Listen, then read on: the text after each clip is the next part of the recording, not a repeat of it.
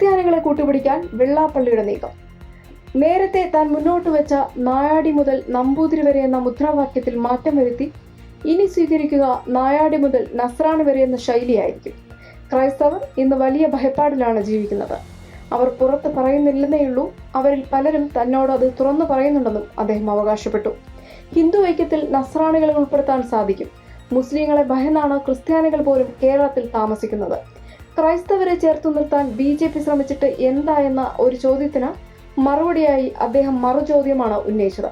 അവർ 3 ക്രിസ്ത്യാനികളെ മന്ത്രിയാക്കി, എന്നിട്ട് എന്ത് സംഭവിച്ചു?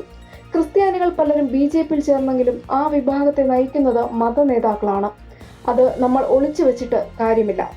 അവരിതുവരെ തുറന്ന മനസ്സോടെ BJPയുമായി ചേർന്നിട്ടില്ല എന്നത് നേരാണ്. അവർ ഭയപ്പെടുന്നുണ്ടെന്നും അദ്ദേഹം ആരോപിച്ചു. അതേസമയം കത്തോലിക്ക സഭയുടെ മെത്രാന്മാരുമായി ഇക്കാര്യം സംസാരിക്കുമോ എന്ന ചോദ്യത്തിന് അതിന് തനിക്ക് പോകേണ്ട കാര്യമില്ല എന്നായിരുന്നു മറുപടി.